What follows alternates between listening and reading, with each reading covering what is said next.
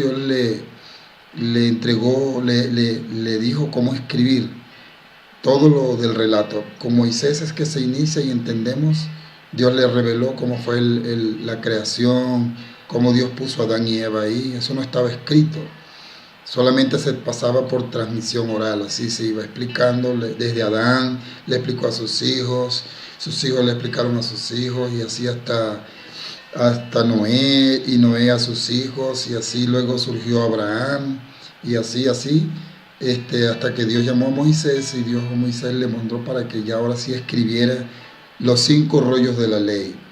Los 5 rollos que son el libro de Génesis, el libro de Éxodo, el libro de Génesis que explica la creación del universo y del cielo y la tierra, todo eso, y la creación del hombre.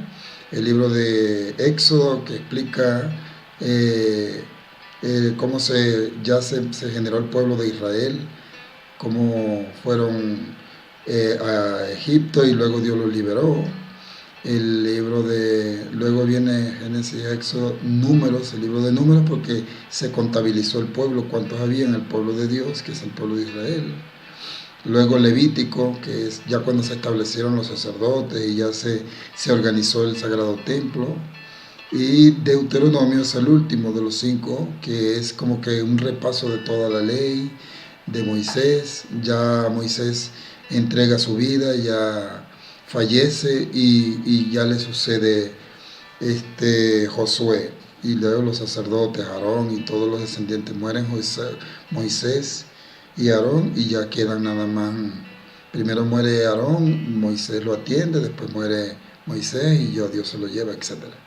Entonces ya escribe los libros. Y en la cultura del pueblo de Israel, que es como generalmente yo leo la Biblia y se las comparto a ustedes, está en este formato. Yo lo tengo los cinco libros de Moisés, aparte de que tengo mi Biblia normal, pues que todos usamos, ¿no? La Biblia tradicional. También yo leo así, pues, y les comparto y de esta manera que ustedes pueden ver ahí. Y se le llama Parachá, como ustedes ven aquí, Parachá Terumá se llama esta. La Parachá es la porción, o sea, todo el libro de Éxodo, que es el segundo libro de la Biblia, pues, está Génesis y luego Éxodo. Yo no sé si será mejor ir conforme a los turnos, que yo creo que sí, vamos a ir por turnos, vamos a ir porque se lee con el calendario bíblico. Así que en esta semana se lee esta porción y le está leyendo todo el pueblo de Dios en todo el mundo. En todo el mundo esta misma. Entonces, eso es muy importante porque nos ubica. Cada porción que se lee en esa semana, y justo esa semana ocurren cosas parecidas a las que uno lee ahí. Por eso es que es bueno ir leyendo conforme al calendario bíblico, porque como que también organiza la vida de uno. Así que hoy vamos a leer, ahí usted ve que dice Parachá Terumá, capítulo 25. Es decir, este es el capítulo 25 del libro de Éxodo. Aquí dice el título de esta primera lectura, que es Contribuciones para el Tabernáculo, sitio de respaldo de la presencia divina. ¿Okay? Y aquí tienen un numerito que se llama 1A, Alía. Y aparece otra vez el 1 aquí, el capítulo y el versículo 1. Esto que está aquí, que ustedes ven aquí, ¿no? Esto es la porción, o sea, el pedacito que se lee en el momento que uno se sienta a leer, porque se lee todos los días. La idea es que ustedes y yo nos podamos poner de acuerdo en la mañanita. Cuando yo haga mi devocional, yo activo la lectura, y si ustedes están ahí la leen, y si no queda grabado para que la lean con tiempo, ¿ok? Entonces hoy tuve que reprogramar, por eso empecé un poco tarde. O sea, que cada día leemos una aliyá, así como está aquí, cortica, oramos y así vamos poco a poco, porque la Biblia se va leyendo gota a gota para que nos quede tiempo para preguntas y respuestas y todo eso, ¿ok? Bueno, dice así esta porción. Aquí dice, Hashem le habló a Moshe, ¿ok? Entiendan ustedes que pues esto está en el lenguaje original del hebreo traducido al español directamente. Entonces, Hashem es uno de los nombres de Dios, porque en la cultura hebrea no se le dice solamente Dios, no es como nosotros, que solamente Dios, Señor, qué sé yo, sino que en la cultura hebrea se le dice Hashem, se le dice Adonai, se le dice el Shaddai, en fin, tiene varias expresiones. ¿Por qué? Porque en realidad Dios no tiene nombre, sino que esas son manifestaciones de Dios, porque pues, Él es el ser todopoderoso. Nombre tenemos nosotros los seres humanos, le ponemos nombre a las cosas, pero eso es muy, muy de nosotros, muy terrenal. Dios no se caracteriza por tener un nombre. Dios no se llama Dios, de hecho, ni se llama Jesús. Jesús fue el Hijo de Dios que vino aquí, predicó y todo eso. Igual como Moisés fue el Hijo de Dios, como Abraham fue Hijo de Dios, en fin. Pero aquí se le dice así porque este es uno de los títulos como más reconocidos en la cultura hebrea sobre Dios. Dice, así que esto cuando digamos Hashem se refiere a Dios. Hashem le habló a Moshe, que es Moisés, y le dijo. Y entre paréntesis explica el autor de esta literatura, que es Rashi, dice, según ciertas opiniones, esto tuvo lugar durante los 40 días que Moisés estuvo en la montaña, allá en el monte Sinaí, o según otras opiniones, después del becerro de oro. Eso lo entenderán ustedes más adelante en las siguientes lecturas. Entonces, bueno, Dios le dijo a Moisés, transmíteles a los israelitas, es decir, el pueblo de Dios, lo siguiente. Diles que tomen una ofrenda para mí en mi honor, que tomen mi ofrenda de todo aquel cuyo corazón lo motive a entregarla. Y explica entre paréntesis, voluntariamente, Hashem está ordenando a Moisés designar recaudadores para que recolecten la ofrenda destinada a la construcción del tabernáculo, es decir, de la carpa que se iba a construir, consagrado al Señor. Toda la existencia es del Señor, por lo que la expresión que tomen para mí pareciera redundante. Más bien el versículo viene a transmitir a los recaudadores y tesoreros a cargo de fondos comunitarios que su trabajo debe ser para el Señor, es decir, deben consagrarse a su tarea y hacerla en honor al Señor. Ellos se deben a Él, deben dejar de lado mezquinos intereses personales para aplicarse y ajustarse a la causa que tengan a su cargo. En hebreo, ofrenda es terumá, voz que alude a algo que es levantado o elevado. En este caso alude a la elevación espiritual de los materiales que fueron donados para la construcción del santuario, la materia al servicio del espíritu. Es que cuando lo que se refiere es que cuando se construyó la primera carpa en este planeta, donde los israelitas se iban a reunir y Dios iba a descender, que de hecho así ocurrió, se usaron materiales terrenales para reunir la presencia divina, imagínense ustedes. Entonces, Dios seleccionó qué tipo de materiales iban a dar. Eso también es ofrenda. Ofrenda es lo que se da para Dios, bien sea dinero, frutos, ropa, cualquier material que demos. Y cuando se da para Dios, esto ya pasa de ser algo meramente físico y se convierte en algo elevado, pues algo de gran valor, algo que tiene una connotación espiritual, que es bendecido por el cielo. Pues. Ok. Esta es la ofrenda que deberán tomar, dice, de ellos. Y aquí la explica. Esta es la ofrenda que Dios esperaba que recogieran. Oro, plata y cobre. Este era el primer grupo que daban las personas más pudientes, pues los que sí tenían. Otro grupo que daban era lana turquesa, lana púrpura, lana roja, lino filo y pelo de cabra. Para los campesinos que tenían sus cabritas. Entonces ya trasquilaban ahí sus ovejitas, sus cabras y llevaban este cabello para hacer las trenzas, para hacer la tela. Pues. Y explica el maestro Rashi, explica, lana turquesa, dice que significa color acuamarina o bien celeste cielo. Esta tinta se obtenía de la sangre de un animal llamado gilazón, que bien podría ser un pez o un invertebrado, etc. Lana roja, literalmente tolaat saní, podía ser un rojo mezclado con un poco de blanco, lo que resaltaría en un tono anaranjado o incluso rosado. Esta tinta se obtenía de un gusano. Lino, en hebreo shet, literalmente 6, aludiendo a que el hilo debe estar compuesto de 6 hebras. Se utilizaba el renombrado lino egipcio. ¿Okay? Y sigue diciendo la porción de la Biblia.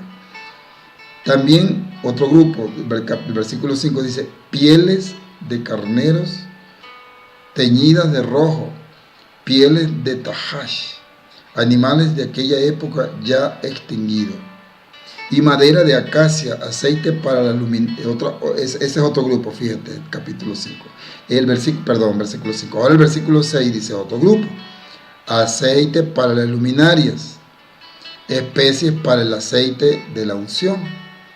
Y dice entre paréntesis, para consagrar el santuario y sus accesorios.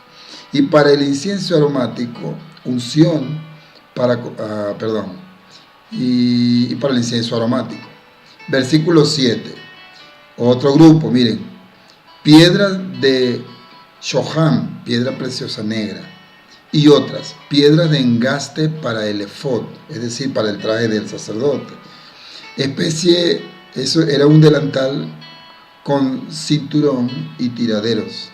Aquí está la cita bíblica donde está especificado más, que es en el otro libro que se llama Éxodo 28, 6 al 12.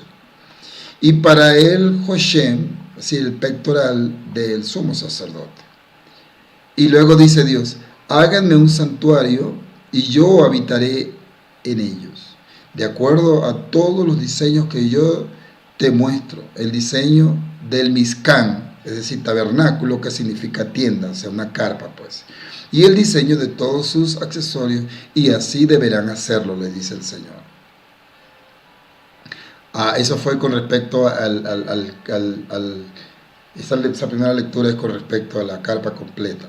Ahora viene la segunda parte de esta misma lectura, que dice el Aarón. El Aarón se le llama el arca, ¿ok?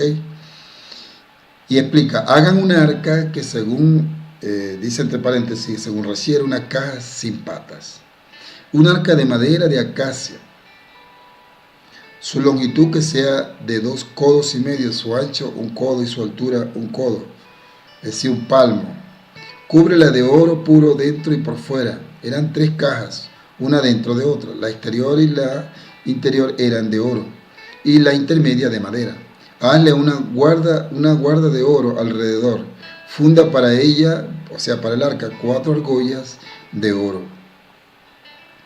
Y cósela y colócaselas en sus 4 esquinas, 2 argollas de un lado y 2 argollas del otro lado. Haz también travesaños de madera de acacia y cúbrelos de oro. Pásalos a través de las argollas a ambos lados del arca para transportar por ellas el arca. Los travesaños deberán permanecer en las argollas del arca, no podrán ser sacados de allí, y dentro del arca pondrán las tablas del testimonio que yo te daré. Según ciertas opiniones se refiere a las tablas con los 10 mandamientos, y según otros se refiere a la Torá. Amén y amén. Hasta ahí llegamos, porque fíjense que ya aquí está la segunda aliyah, que no vamos a leer, se la vamos a dejar para mañana, porque con toda esta lectura, que sí, para el colmo es un poco difícil, porque ya es la construcción del templo, de la primera carpa que mandó a construir Dios a Moisés, y es un poquito difícil porque pues eso son conceptos meramente hebreos. Es como si nosotros los zulianos estuviéramos hablándole a los norteamericanos, aparte de que no sabemos el idioma, y le estuviéramos explicando cómo se hacen las arepas, las mandocas, los pequeños, el café con leche y toda esa cosa, o el agua con panela, y ellos ahí todos perdidos porque, o sea, no se entienden nada de lo que hacemos los maracuchos, o los zulianos, o los andinos. Entonces, cuando leemos esto, pues eso es lo mismo, es muy antiguo, pero lo diferente es que esta es la Sagrada Escritura, que nos inspira, que nos ayuda, alimenta nuestro ser y nos da luz para que nosotros sepamos realmente cómo es nuestra vida, ¿ok? Bueno, vamos a pasar ahora sí a la pantalla para seguir viéndonos nosotros. Y bueno, no sé cómo les pareció, imagino que un poco confuso, porque sobre todo cuando estamos empezando la lectura de la Sagrada Escritura, pues sí se nos complica un poquito las cosas. Pero lo importante es que vayamos comenzando, ¿ok? La lectura de la Sagrada Escritura es un asunto para toda la vida. Cuando nosotros nacemos no sabemos nada de la vida, solamente lo que nos pide el cuerpo, comer y las otras cosas, escuchar y todo eso. Y así poco a poco vamos creciendo hasta que nos vamos dando cuenta de cómo son las cosas en la vida. Así es este asunto con la Sagrada Escritura. Nos vamos dando cuenta poco a poco cómo es la Biblia, cómo es las cosas de Dios. Bueno, Dios les bendiga, vamos a orar ahora sí para concluir y luego vamos platicando, mañana seguimos explicando un poquito más. Ahorita yo lo estoy haciendo así solamente de YouTube porque yo lo hacía más fácil o sea, es más cómodo con Zoom porque podemos responder y podemos interactuar. De todas maneras estoy practicando para ver si por un programa que se llama Classroom también podemos hacerlo, que es muy cómodo. Ok, vamos a orar entonces y luego mañana continuamos. Okay. Padre bueno, gracias por la lectura de tu palabra hoy, la tomamos con mucha gratitud, con gozo, Señor. Esperamos que nuestra vida siga siendo alimentada a través de tu palabra. En tu nombre poderoso, Señor. Te pido por las personas que hoy están leyendo juntos o que escucharon la lectura, Padre, que tu bendición sea sobre ellos y que tengan luz, Padre. Les bendigo con la bendición sacerdotal que dice: Yebereja Adonai bellis mereja y arra Adonai panabeleja bijuneja isa Adonai panabeleja beyashem leja shalom. Que el Señor te bendiga y te guarde, que el Señor te sonría, que el Señor eleve sus rostros a ti, lo haga sonreír, lo haga brillar y que sobre ti haya paz. Amén, amén y amén.